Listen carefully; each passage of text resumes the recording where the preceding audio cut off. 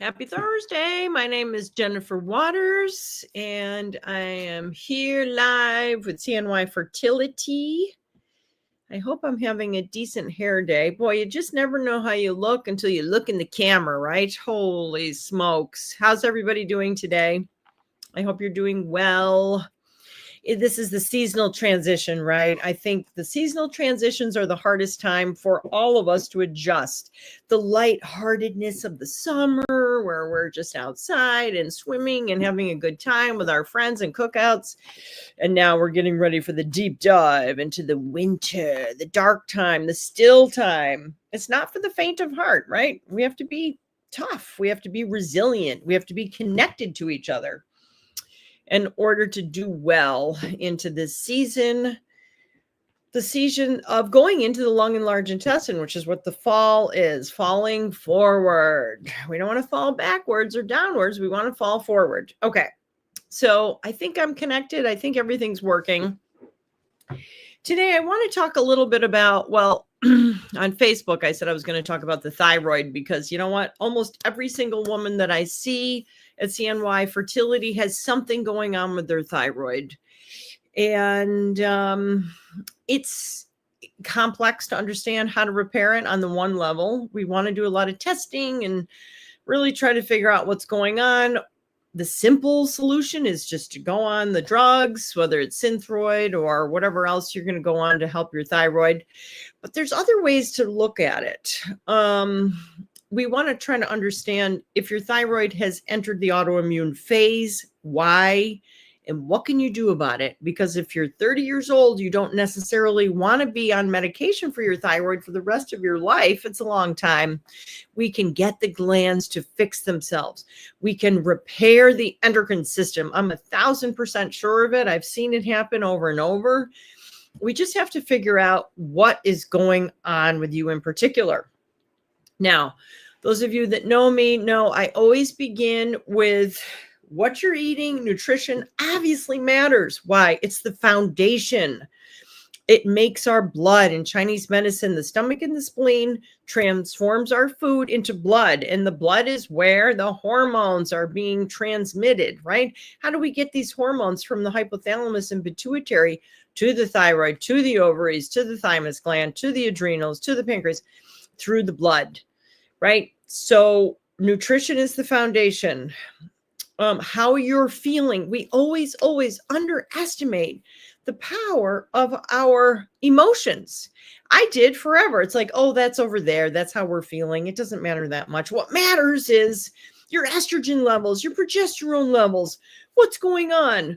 So I really want you to take this seriously. How you're feeling is affecting how your cells are functioning. And we are just simply a collection of cells, nothing more, nothing less.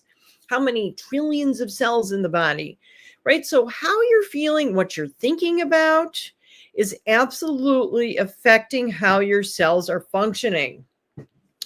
Now, you know, we really have to become masters of unburdening ourselves. In order to unburden yourself, however, you have to really know yourself well.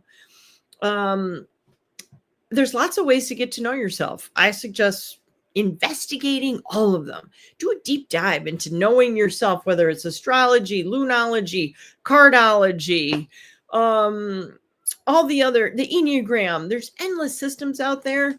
Human design. There's some really good ones. Study them all. You don't have to do a deep dive into everything, but you could do a superficial dive and find out the systems that resonate with you. I can guarantee you it's going to help you to unburden yourself. Why do we want to unburden ourselves? Because we want to fix our endocrine system. It is the foundation of our health. It is the first system that reflects a nutritional imbalance in the body, right? So we want to unburden our cells so that we can regain homeostasis. It's not just to conceive. It's not just to have a take-home baby. It's really about having a quality of life experience, right? I'm not sure that we can extend our lives. The jury's out on that. But I am sure that we can increase the quality of our life. And how we do that is by unburdening ourselves emotionally, our glands, our organs, our tissues, and our cells. So nutrition is the foundation. what you're feeling and what you're thinking about, absolutely essential. Notice your triggers. How are you reacting? Why are you reacting? You want to try to evolve out of a highly reactive state into a state of patience, of understanding, of empathy. Compassion is another word that we can get into later. Something I like to really define the difference between empathy and compassion. Most people don't care about it. I do. The other thing is structural. So back to the thyroid for a minute. If you've got neck issues, so here's the thyroid. It's fairly superficial. What you put on your skin here is going to affect how the gland is functioning. So be careful if you're using anything toxic, perfumes, lotion, anything like that, even soap, and you're putting it on your throat. It is going to affect your thyroid. Now, structurally, we can treat the thyroid in acupuncture through the front, right? There's points here, stomach points here. We point those needles down to activate the thyroid, but also through the back. C7, those nerve roots in the cervical spine innervate the thyroid gland. So if you've got a texting neck syndrome, or you've got a structural thing where your head is down all the time, the structure of our spine really matters for how our glands are functioning. So we have to work on opening up, lifting up.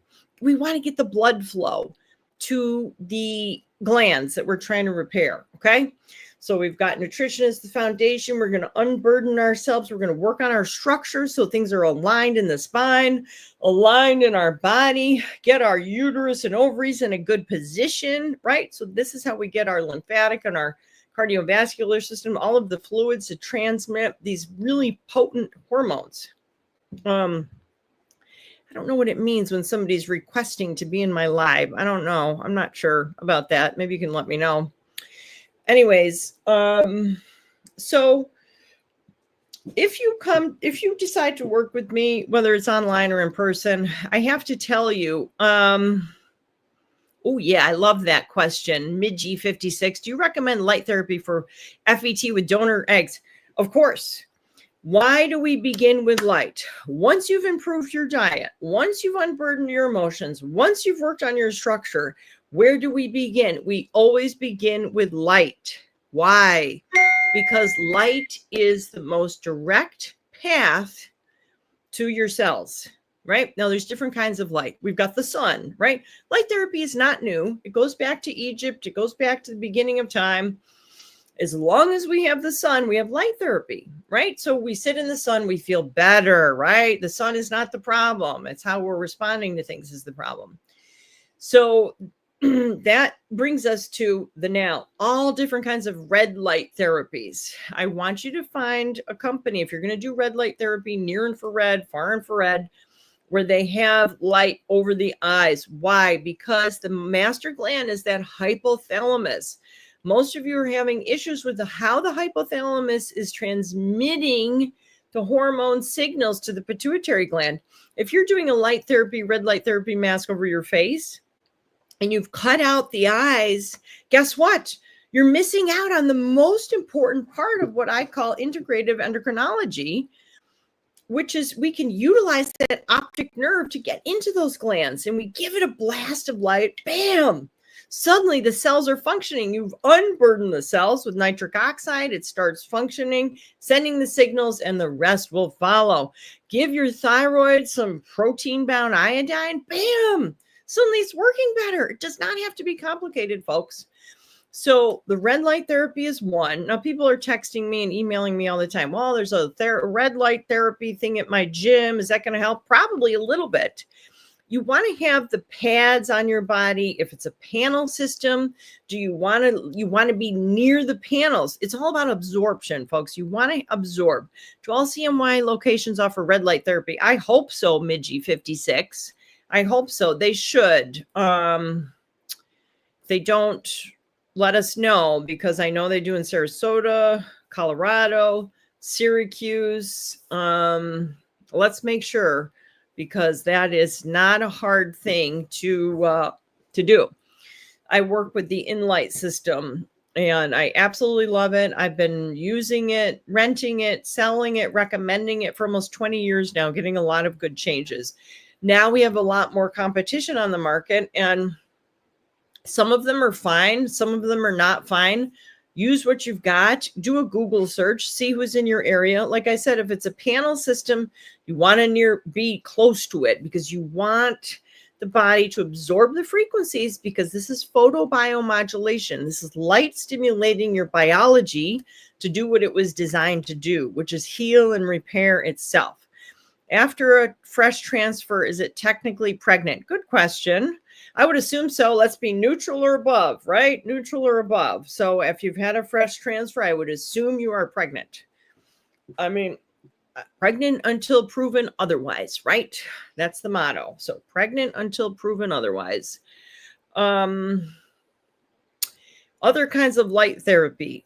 We have the life wave patches, which I don't have on my body right now, but we've got a patch-based system. Now, these are like little stickers that you can put over your thyroid and get them to photo activate. This is a new kind of light therapy, new to most of us. Instead of it emitting, instead of the sun shining on you or an electrical system shining the light into your body or a laser beaming that collimated beam of light right into your ovaries or your uterus or wherever, we have patches that use the heat of your body, which we're calling near infrared light, and reflecting back specific wavelengths of light to create an endogenous change. Endogenous means inside, exogenous means outside. Anytime you can wake up the body to do what it was designed to do on its own, it's a superior modality. Why? Because it's reparative. If you can use light to fix your thyroid, to unburden the thyroid, let's say you have Hashimoto's thyroiditis because you've got a virus in there combined with some heavy metals. When you start using light therapy, guess what? The tissue on a cellular level, which is affecting the tissues, it's going to start unburdening it. Suddenly you have less of a viral load, less of a heavy metal load. Now, sometimes you need to bind and chelate out, sometimes not. And so now the thyroid is fixing itself. It doesn't become dependent on. And that's the difference. When you have something exogenous, something you're taking, something you're doing, the body can often become dependent on that. It's not reparative in the same way. So I tell the folks that I work with, plan on 1, 3, 6, or 9 months, right? Sometimes you work with these modalities, light, some targeted nutrition, some whole food complex, vitamin complexes. Your body will heal itself. Then you're done. Once we fix your ovaries, they're producing the hormones they were designed to do, as long as we keep the hypothalamus in a good working order by having it receive enough light. Remember, we're designed to receive light through our eyes. If you're not getting light through your eyes regularly because you're wearing sunglasses all the time, this is definitely not good. It will affect your hormonal feedback loop. So the real life Snow White, that's funny. That's funny. How often do you recommend doing it a week? Well, it depends on your situation. If you're getting ready for a retrieval and you don't have enough follicles, you want to use it more than you just had a transfer and you want to make sure things are going along fine. So remember, folks, your health is not a program, right? Your health is not a prescription. It's not prescriptive. It's personal. We have to look at you, the individual. There's a difference between you're 25 years old and you have PCOS and endometriosis versus 42 years old and you're doing donor embryo, right? So very different situations here. So we need to figure out what's going on with you in the best way to support yourself. My motto is, it's what you do every day that matters the most, because it really is. Back to your nutrition, what you're thinking about, how you're feeling. Desiree Carr, does weight affect fertility chances? That's a very good question. The truth is, we don't know. We don't know. If you're underweight, that's not good. If you're overweight, that's not ideal. So, but we see a lot of underweight pregnant women and a lot of overweight pregnant women, a lot of perfect weight women not conceiving. Who knows? This is the thing. I wish we knew. If it were all science, everybody would conceive going through the IVF, IUI journey. If it were all spiritual, we wouldn't have fertility centers. It is a combination of the known and the unknown. It is. We have to bring them together, the known and the unknown. We've got common sense things that we know work, and then a lot of things that are completely illogical, right?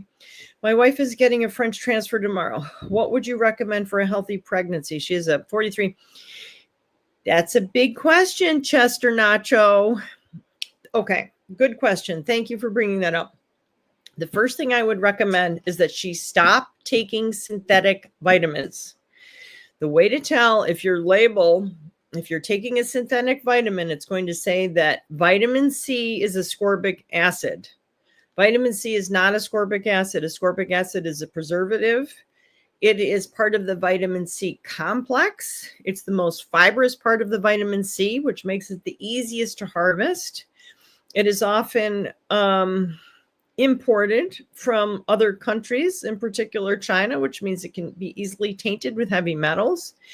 When you take synthetic vitamins in high doses, they function as drugs in the body. The body will compensate by drawing on the surrounding tissue in order to try to absorb these synthetic isolated nutrients, otherwise known as drugs in the body. So if there's the first thing to do is look at the labels of what you're taking. Don't take the synthetics. Stop it. Well-made vitamin complex companies don't need fancy labels. They don't need really incredible websites. They don't need compelling email journeys to lure you into these overpriced drugs. They don't. They need facts. They need science. They need to explain to you how the body is designed to heal and repair itself. That's really it. Everybody, once I explain that to folks, there's never been one person in 28 years that I've met that's like, no, I don't believe that. That doesn't make sense. You're wrong. No one says that. They're like, oh, wow, right. We have evolved eating whole foods. We have evolved absorbing the nutrients from whole foods in its whole food form. Everybody knows that. So that's part of it. And remember, in the fertility journey, it's 1000% all about repairing your endocrine system.